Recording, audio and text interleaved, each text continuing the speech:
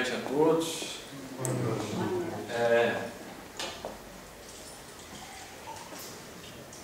Mais uma vez um prazer muito grande falar com vocês.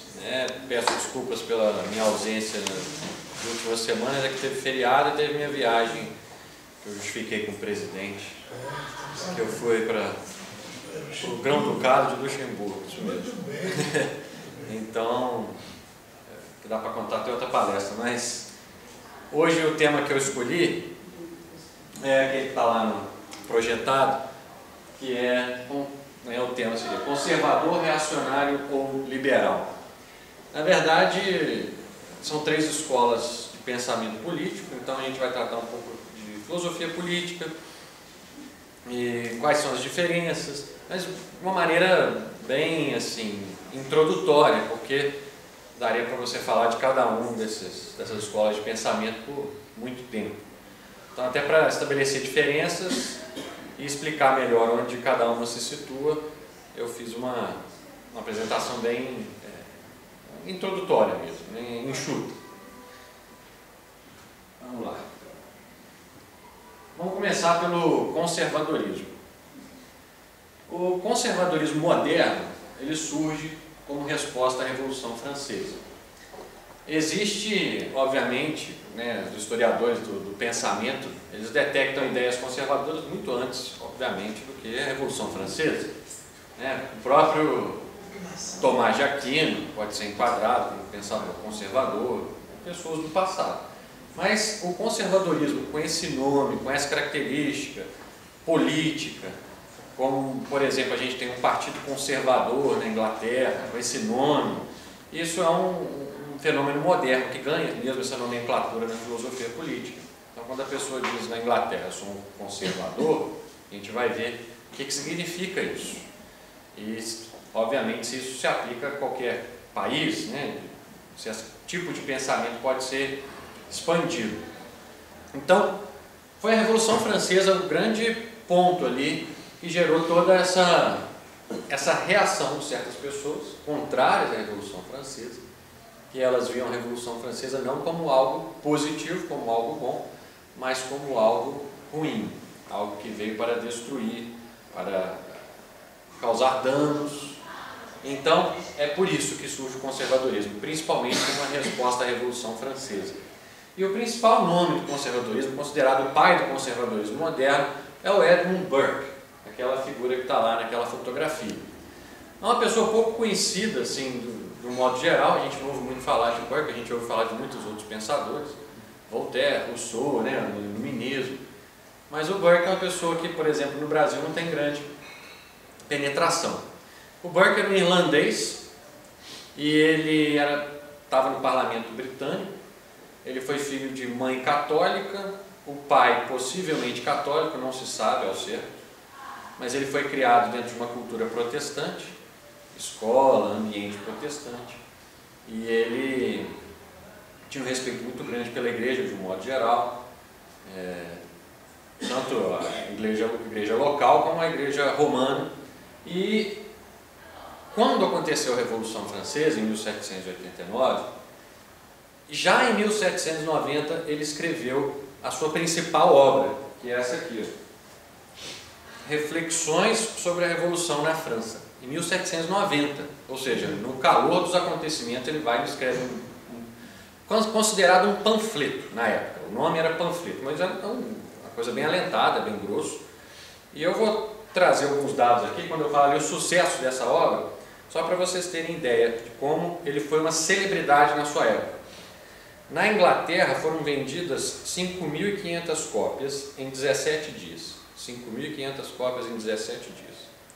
19 mil no primeiro ano e 30 mil até o falecimento do autor, em julho de 1797.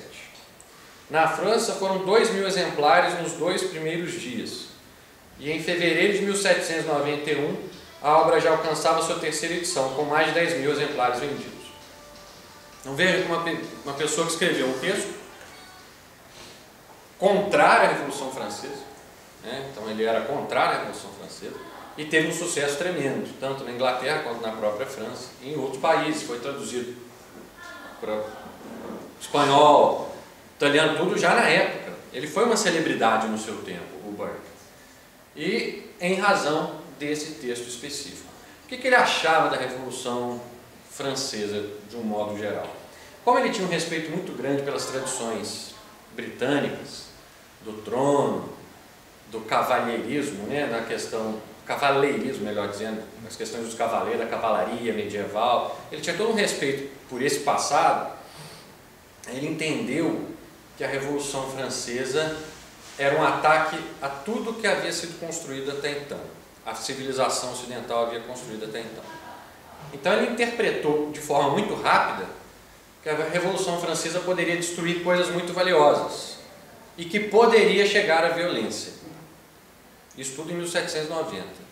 Não sei se vocês se recordam, mas o regime do terror, que foi do Robespierre, que fez aquela aniquilação em massa, foi em 1793. Então o Burke ficou muito famoso também por causa disso. Porque como ele escreveu em 1790, ainda quando estava light, né, a coisa ainda estava suave, tudo que ele previu nesse livro acabou acontecendo. Então ele se tornou mesmo uma pessoa muito famosa e famoso também por ter uma capacidade de visão política muito grande. Aqui eu trago um trecho que ele escreveu sobre a Revolução Francesa. Todas as circunstâncias tomadas em conjunto, a Revolução Francesa é a mais surpreendente que até agora aconteceu no mundo. As coisas mais maravilhosas são provocadas, em muitas instâncias, pelos meios mais absurdos e ridículos, nos modos mais ridículos e aparentemente pelos instrumentos mais desprezíveis.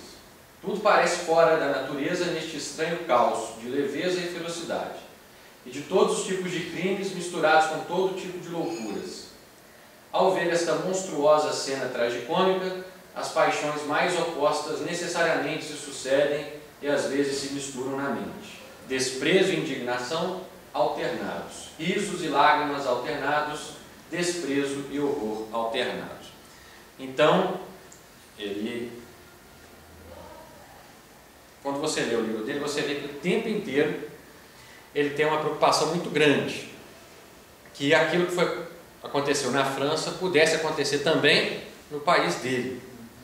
Principalmente esse livro foi escrito porque tinha um religioso lá dissidente na Inglaterra da época, chamado Richard Price, que começou a fazer a defesa da Revolução Francesa na Inglaterra e querendo levar os princípios da Revolução Francesa para lá. E principalmente o anticlericalismo, né, e a antinobreza. E ele então reagiu exatamente contra isso. Edmund Burke foi a voz contra isso. E quais são as características então do conservadorismo como pensamento político? Nós conseguimos aí, através de vários autores, chegar a alguns princípios básicos, que são aqueles ali. Primeiro, ceticismo político epistemológico, eu vou explicar o que é, pessimismo, pluralismo e tradicionalismo. São essas 4 características do pensamento conservador. Primeiro, o que seria esse ceticismo político epistemológico? Tanto o Burke quanto, por exemplo, Tocqueville, que escreveu Democracia na América, e um outro livro específico sobre o antigo regime na França, eles achavam que essas revoluções, por exemplo, a Revolução Francesa, elas tinham uma confiança cega na razão, como se o racionalismo pudesse dar a resposta para todos os problemas e você, através de um conhecimento lógico, conseguisse resolver os problemas políticos, né? Os problemas de uma dada sociedade, problemas de distribuição, problemas de igualdade, etc, etc. Então você, através de um apelo à razão pura e simples, princípios gerais de razão, de lógica, você conseguiria resolver. Um conservador, ele não pensa assim. Ele acha que a confiança exclusiva no conhecimento técnico, ela é falha. Então, ela despreza o conhecimento prático. E eles, então, entendem que o conhecimento prático, a experiência, o passado devem contar. Inclusive, o conservadorismo, antes de ser um conservadorismo político, ele é um conservadorismo que todos nós temos. Porque o conservador, ele, na verdade, ele quer deixar imutável aquilo que é bom e mudar aquilo que não está bom. Então, de certa forma, nós somos assim nas nossas vidas, né? Aquilo que deu certo você quer que continue, você quer conservar. E aquilo que incomoda, aquilo que é defeituoso, você quer melhorar. Então, esse conhecimento prático, esse conhecimento da experiência acumulada, o conservador, ele entende que deve ser valorizado, e não só ideias abstratas, ideias muitas vezes ligadas a uma razão, que tentam maximizar de uma maneira artificial coisas que você já aprendeu com a prática. Na prática você já viu que aquilo não dá certo, mas vem um revolucionário francês e fala: não, nós vamos criar uma sociedade nova, do zero, e quem for contra nós vamos mandar para a guilhotina. Então, isso para eles é um absurdo, para um conservador. Para o Burke, por exemplo, isso seria um absurdo. Então você deve valorizar a experiência, o conhecimento prático acumulado, e não só o conhecimento técnico, principiológico, longe da realidade. E em segundo lugar, então você deve ser cético em relação a essas coisas. Em segundo lugar, existe uma imprevisibilidade. Muitas vezes existem consequências fortuitas. Então nós temos uma seguinte questão: por que é epistemológico ali? Por que eu coloquei a palavra epistemológico? O que é o ceticismo epistemológico? Episteme, conhecimento, né? Epistemologia estuda o conhecimento, a parte da filosofia que estuda o conhecimento. Então, quando a gente fala que existe um ceticismo epistemológico no conservadorismo, é o seguinte: eles desconfiam da nossa capacidade de resolver só com a nossa razão, com um pensamento puro e simples, sem apelar à prática, à experiência, resolver os problemas da sociedade. Então, você não consegue resolver sem apelar ao passado, né? O que aconteceu antes, o que nós já aprendemos com a experiência. Então, nós não temos uma capacidade cognitiva completa para entender a realidade e tomar as decisões certas sem apelar ao passado. Essa é uma característica. E em segundo lugar, ainda que você tenha mapeado os caminhos para tomar uma certa decisão, existe um fator da imprevisibilidade. Você às vezes faz um caminho político, faz uma escolha política e você não sabe o que vai acontecer depois. Tem coisas que acontecem que ninguém previu. Então você tem que ser muito cauteloso para alterar uma dada política social. Você tem que ser conservador. Você deve manter e só mudar aquilo que realmente for necessário. Então esse é o apelo epistemológico: duvidar da sua capacidade de resolver sozinho esses problemas sem apelar ao passado. Pessimismo, é estranho a gente falar de pessimismo, né? Mas é um pessimismo político. Olha aí o Burke, eu botei outra citação do Burke. Ele diz o seguinte: não posso elogiar aquele bem especulativo que será produzido com uma boa dose de mal.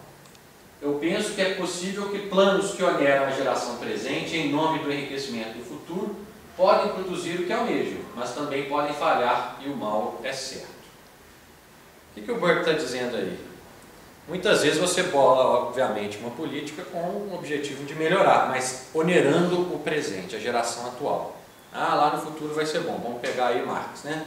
Vamos fazer uma ditadura do proletariado, vamos fazer a violência como parteira da história, e então lá no futuro vai ser muito bom, porque nós vamos chegar no comunismo, todo mundo vai ser, né, feliz, tudo vai ser dividido, não vai ter egoísmo, essa coisa toda. O Burke, obviamente, ele não está na época do marxismo, ele está anterior, mas ele seria contra, porque seria onerar o presente, né, onerar a geração presente em nome do enriquecimento futuro. E o que ele fala? Ainda que você chegue ao que almeja, existe o risco de falhar. E aí, se existe esse risco, o mal é certo. Então, se isso pode acontecer, se o mal pode acontecer, ainda que você esteja almejando o bem, é melhor ficar como está. Não vamos alterar bruscamente, né? Como a gente vai ver mais adiante, o conservador ele admite mudança, mas não a mudança revolucionária. Então, o revolucionário é contrário ao conservador. Depois, o pessimismo, o pluralismo. O que quer dizer esse pluralismo? Eu coloco lá: ideologias rivais pretendem resolver os conflitos de valores com a aplicação de um valor prevalecente. Na política existem escolas de pensamento que adotam um valor principal e que esse valor é usado para desempatar as disputas, os conflitos de valores. Por exemplo, um igualitarista, ele vai sempre escolher qual valor em detrimento dos demais? A igualdade, não é? Então você tem, por exemplo, um marxista, ele vai preferir a igualdade à liberdade, né? O valor principal dele é a igualdade. Por outro lado, um liberal vai dizer o quê? Meu valor prevalecente será sempre a liberdade, ainda que eu sacrifique a igualdade, por exemplo. Então, se você está numa dessas escolas de pensamento que tem um valor prevalecente, ele que vai servir como critério para você fazer suas escolhas políticas.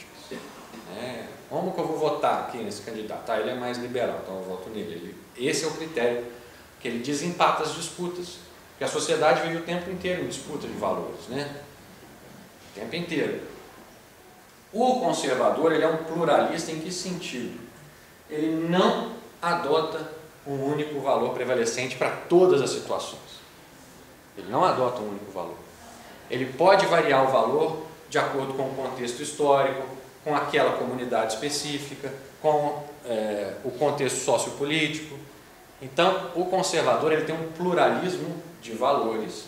E existe um autor americano, Samuel Huntington, ele fala que o conservadorismo é uma escola de pensamento posicional. O que isso quer dizer? Ela se posiciona de acordo com a ameaça que vem àquela sociedade. Se vem uma ameaça, ela vai se posicionar contra. Se não tiver ameaça, o conservadorismo submerge. Ele não precisa se colocar contrário, porque é uma atitude de reação, de conservar, né? Então, olha lá, o conservador pluralista tende a negar prioridade ao único valor ou conjunto de valores sobre os demais. As circunstâncias variam e as escolhas políticas também. Num determinado momento, o conservador pode privilegiar a liberdade em detrimento da igualdade e, num outro momento, a igualdade em detrimento da liberdade. Nenhum problema. Desde que você, diante daquela situação específica, daquele contexto, você entenda aquela sociedade, aquela comunidade política, entenda que aquilo é o melhor caminho. Diferente de um liberal, por exemplo, que sempre vai ter, e aí eu vou tratar disso mais adiante, que tem um valor central na sua visão política, que é a liberdade. E todos os outros têm que se sacrificar em prol dessa. E, finalmente, o tradicionalismo. E aí volta ao Burke, né, que é o pai do conservadorismo. Um espírito de inovação é geralmente o resultado de um temperamento egoísta e visões confinadas. Então, olha lá, ele não gosta de inovação, ele é um conservador. As pessoas não olharão para a posteridade se nunca olharem atrás para seus ancestrais. Além disso, o povo da Inglaterra sabe bem que a ideia de herança fornece um princípio seguro de conservação e um princípio seguro de transmissão, sem excluir de maneira alguma um princípio de melhoria. Esse trecho é muito famoso do Burke, porque ele fala o seguinte: uma sociedade, ela é um contrato social, e a ideia de contrato social é muito comum em vários autores políticos ao longo da história, né? Rousseau sendo um deles, mais atualmente o John Rawls, que é um americano muito famoso hoje em dia, da década de 70. Bom, qual que é a ideia de contrato social do Burke? Uma determinada sociedade é um contrato entre as gerações passadas, a geração presente e as gerações futuras. Essa é uma grande sacada do Burke, que ele fala, não é um contrato social entre nós que estamos vivos aqui pensando no que fazer com a nossa sociedade. Não, na verdade nós herdamos muitas coisas do passado e nós temos que respeitar o que foi feito pelos nossos antepassados, mas também nós temos que pensar nos que virão, as nossas gerações futuras. Então, nesse aspecto, ele valoriza o que foi feito atrás. É uma visão tradicionalista, mas sem deixar de olhar para a transmissão, né? Por isso que ele usa ali o princípio de transmissão. Você é um princípio seguro de conservação, de transmissão e de melhoria. Lembrando, mais uma vez, que um conservador, ele não nega a mudança. Ele não nega. Bem, então vimos aí as 4 características, né? Que dá para mapear um pouco melhor o que é ser conservador. Se você é um conservador, você, de certa forma, você respeita o que foi feito no passado, né? Você valoriza o que foi feito no passado, aquilo é uma herança que você dá valor, e o que um revolucionário é exatamente o contrário, não é verdade? O que um comunista quer? Um comunista raiz, né? Que não seja Nutella, é uma expressão jovem, né? Um comunista raiz, ele quer o quê? Ele quer destruir tudo o que foi feito. Ele vê essa sociedade como uma sociedade já viciada, comida por dentro, defeituosa. Então ele quer destruir mesmo e começar uma do zero. Um conservador jamais vai dizer isso. Ele fala, existem coisas que foram bem feitas pelas gerações anteriores, nós herdamos, temos que mantê-la e seguir adiante para as gerações futuras. Um exemplo, Estudo Santo Tomás de Aquino, não é verdade?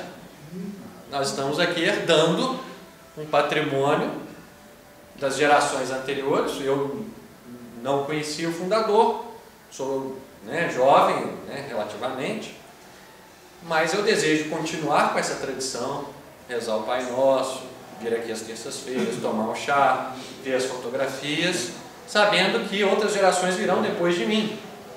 Então, nesse aspecto, nós somos conservadores. A gente está conservando algo que nós damos valor. E nós pretendemos que isso continue, se prolongue no tempo.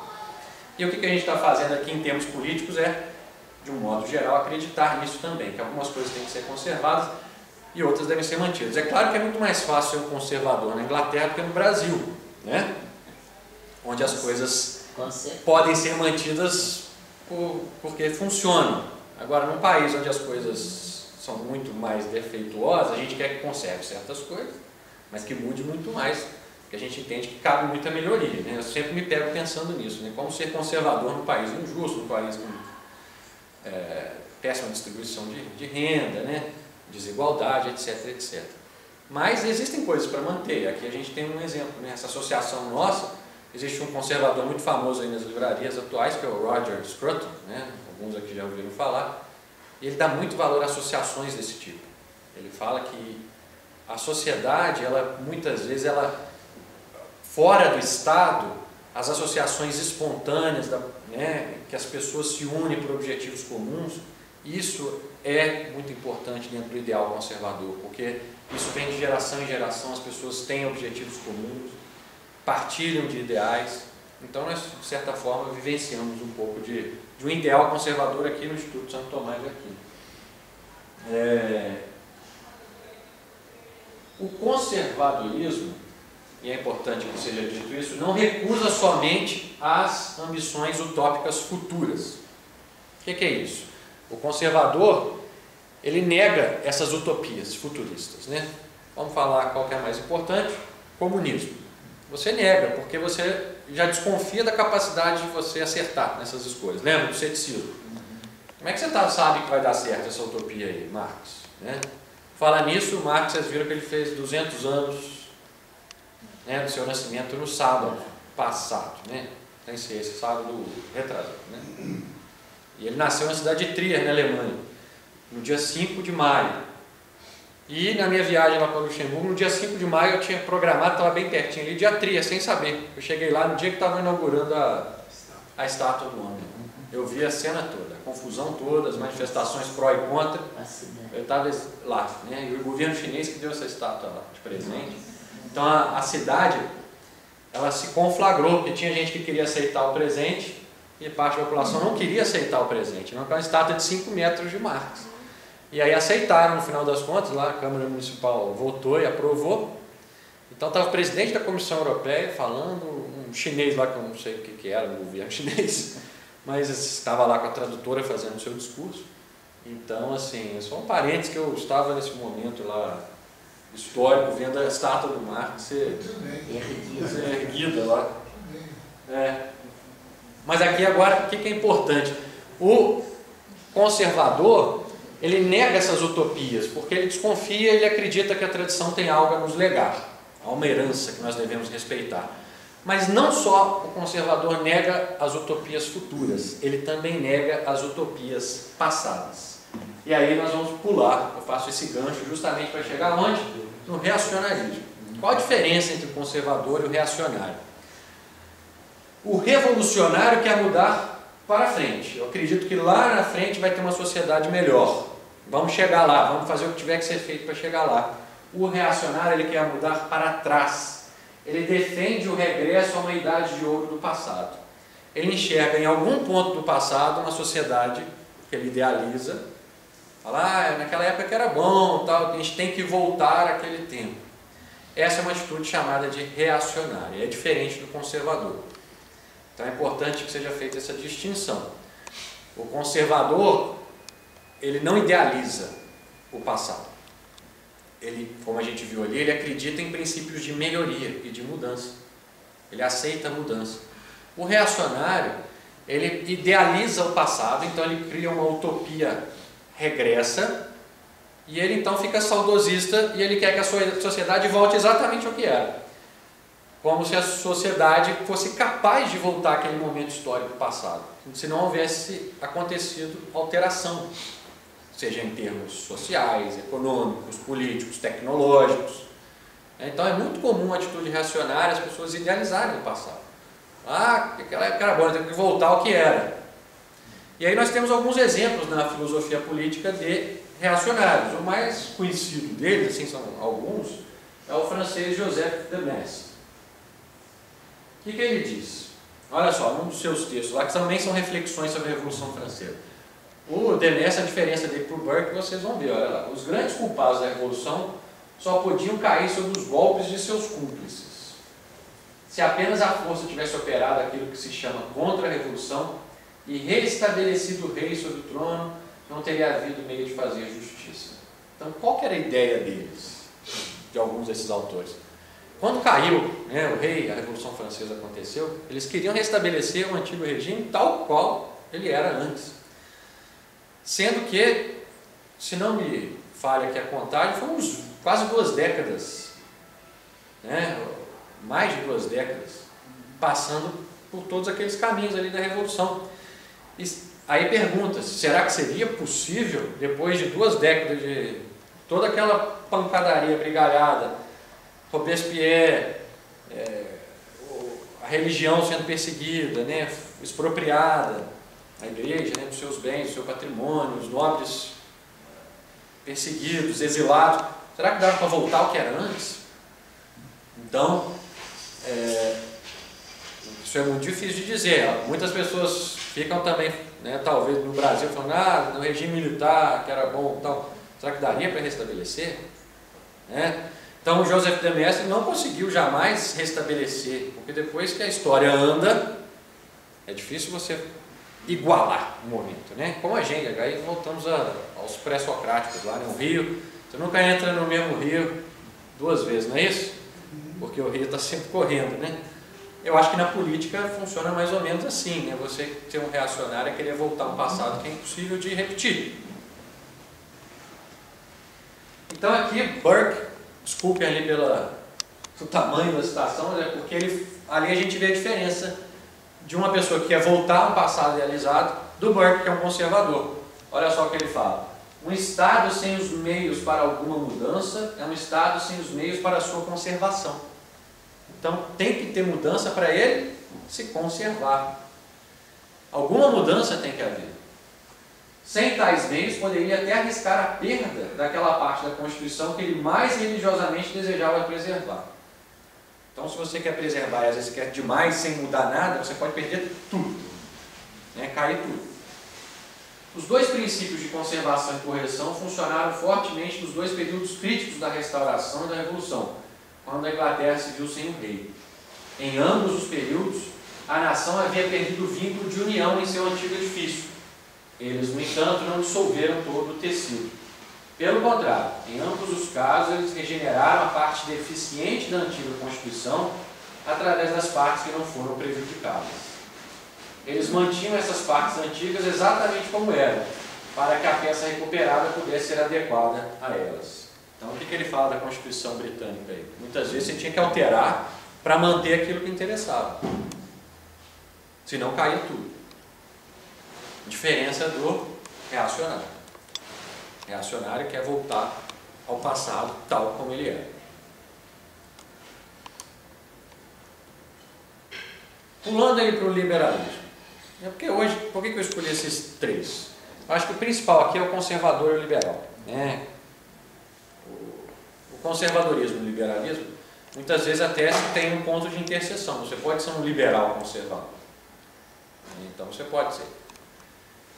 Mas existem diferenças, é isso que a gente vai ver aqui. O que é ser um liberal? Aí eu cito o Norberto Bobbio ali, o filósofo italiano, ele diz: a liberdade na tradição liberal é individualista e encontra sua plena realização na redução a termos mínimos do poder coletivo. Esse é um liberalismo individualista, ou seja, você busca a liberdade individual, contra qualquer tipo de coerção, qualquer tipo de imposição do Estado sobre você. Então nós temos dois tipos de liberdade que foram identificadas pelo Isaiah Berlin, um famoso ensaio dele, Two Concepts of Liberty. A liberdade negativa e a liberdade positiva. A liberdade negativa é toda aquela que se coloca contra uma interferência na sua vida. Então, por exemplo, a liberdade de expressão. Liberdade de expressão é a liberdade que se coloca o quê? Negando ao Estado o direito de se impor a minha capacidade de expressar, de falar, de dizer o que eu penso. A liberdade religiosa. Então, a liberdade religiosa historicamente foi o quê? Uma luta contra os estados que queriam impor uma religião. Não, eu quero exercer aqui, eu pessoa, entendo que é a correta, não você vai me dizer qual que é a melhor. Então essas liberdades são as chamadas liberdades negativas. É a liberdade contra uma interferência arbitrária de alguém ou do próprio Estado. Então, também nem outra pessoa não pode vir interferir na sua vida, né? Causar danos. Então você está negando aos outros a interferência na sua liberdade. Já a liberdade positiva é chamada a liberdade de exercer certas atividades, certos trabalhos, certas capacidades, certos prazeres que completam o ser humano. Então são liberdades positivas. Por exemplo, a liberdade de escolher o trabalho que eu quero.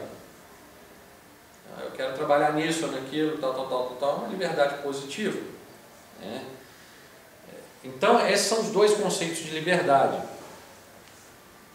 A liberdade negativa e a positiva. Historicamente, a primeira liberdade foi qual? A negativa, né? As primeiras lutas por liberdade são liberdades contra a interferência de reis, déspotas, né? São liberdades que vieram de baixo para cima nesse sentido. O grande teórico assim, da liberdade política moderna, vamos dizer que o pai de tudo que veio depois é o John Locke.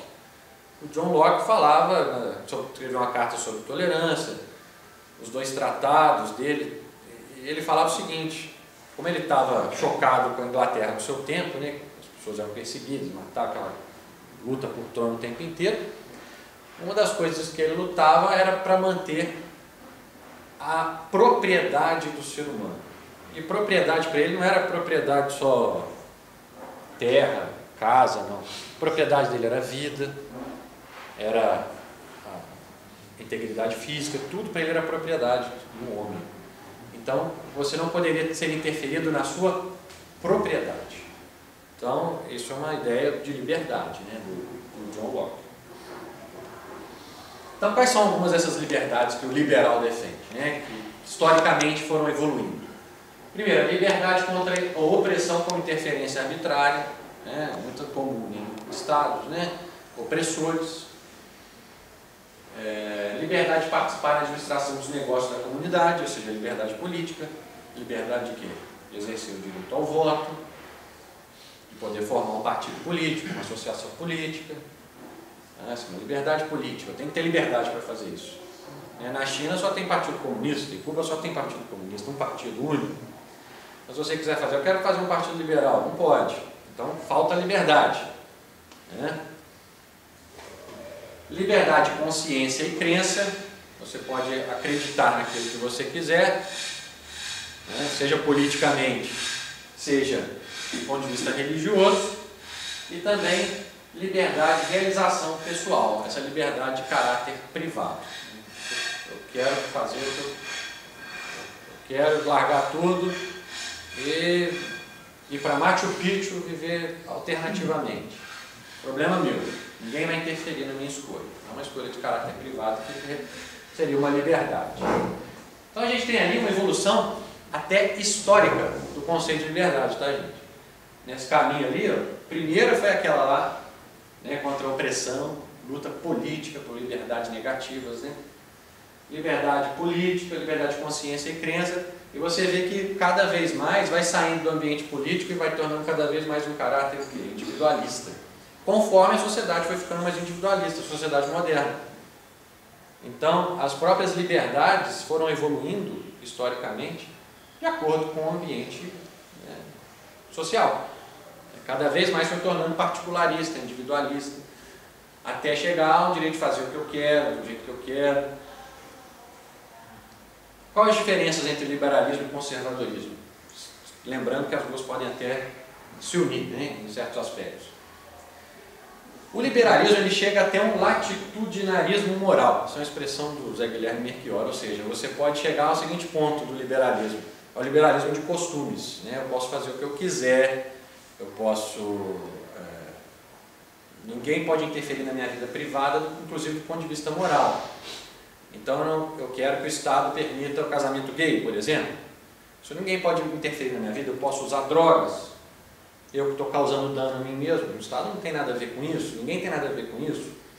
Então pode chegar o liberalismo, né, até o que? A uma liberdade privada muito extensa, absoluta, em que você chega, além dos liberalismos políticos, você chega a esse liberalismo moral extremado, né?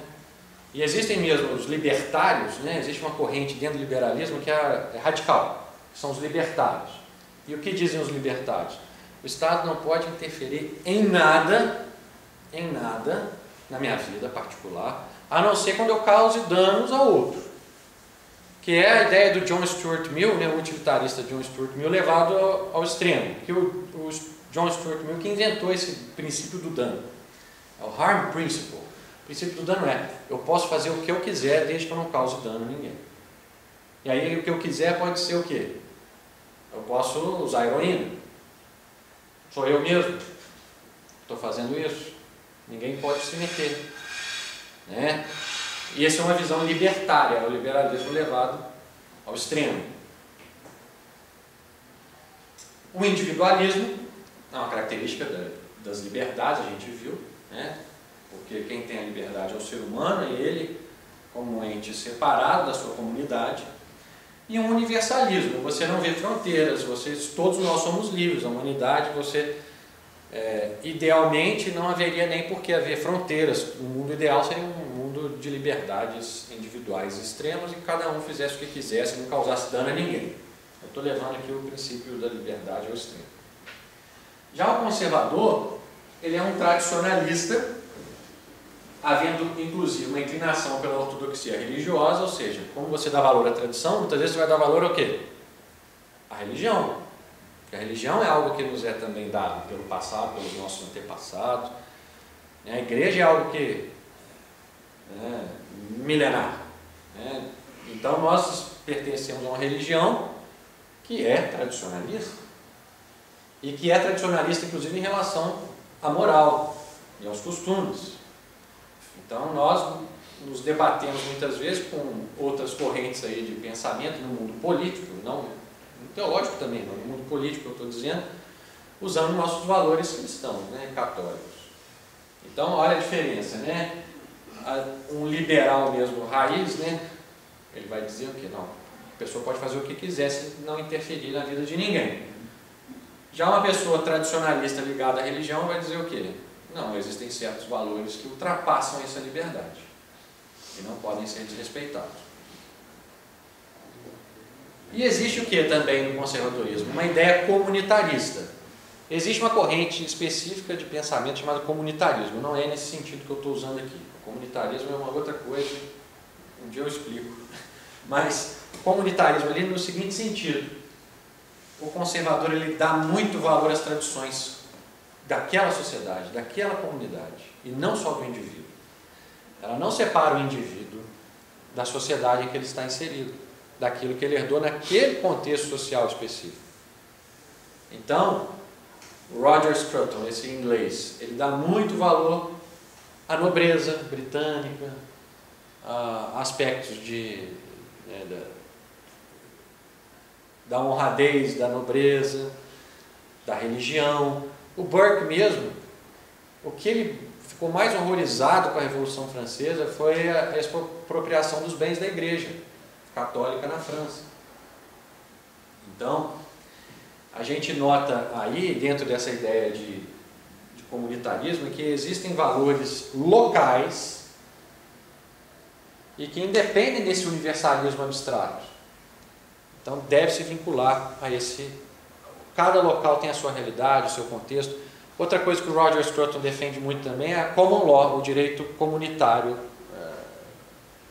o direito consuetudinário britânico. Porque o direito na Inglaterra é muito diferente do nosso. O nosso é legislado. Lá é o direito consuetudinário, baseado nos costumes. Por quê? Como é que era naquela época? Saíam os juízes de Londres e iam para o interior julgar, resolver os problemas das pessoas, né? Aí tinha lá um conflito, fulano, o juiz ia lá e resolvia. Depois de um determinado ponto, o que eles pensaram? A gente não pode perder esse conhecimento. Esse juiz foi lá, julgou um conflito de, sei lá, de adultério lá no interior da Inglaterra.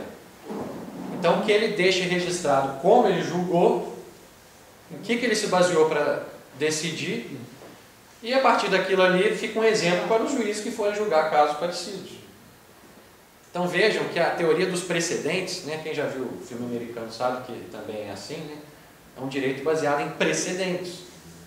Decisões anteriores são usadas como referência para as decisões futuras. E isso é uma ideia muito conservadora, porque vem de baixo para cima. Não é o legislador que cria o direito que vai ser aplicado nos conflitos. Quem cria é o quê? São os próprios juízes, nos conflitos ali de primeiro grau, naquela situação local. Então, ali a gente nota bem a diferença entre o liberalismo e o conservadorismo. Então, assim, de tudo que a gente viu, acabou a apresentação, eu acho que o conservadorismo, ele é uma teoria que tem cada vez mais ganhado literatura no Brasil. Hoje uma ideia conservadora é uma ideia que vem ganhando cada vez mais adeptos. Embora as pessoas fossem conservadoras antes, mas não havia literatura. Né? Ninguém virou conservador agora. Liberais já existem, né? Já existem muitos liberais, e existem os liberais conservadores, que são essas pessoas que defendem as liberdades, mas dentro, às vezes, de um conservadorismo em certos aspectos. Né? Tenta compor essas duas realidades. E, é claro, existem os reacionários. Mas eu acho que o inimigo comum é a esquerda, vamos dizer assim, de certa forma. Né? A gente está falando aqui de teorias que são diferentes, que têm ideais diferentes, mas que eu acho que o grande inimigo é a doutrina revolucionária, que é a doutrina que quer mesmo jogar tudo pelo chão e quer sacrificar as liberdades em prol de um igualitarismo. Então, eu acho que, de tudo isso que eu disse, eu gostaria que ficasse essa provocação para que as pessoas, né, se interessassem em ler mais sobre esse tipo de teoria e que pelo menos conheçam o Burke, que foi um grande homem e que deixou um legado muito grande para nós. Muito obrigado.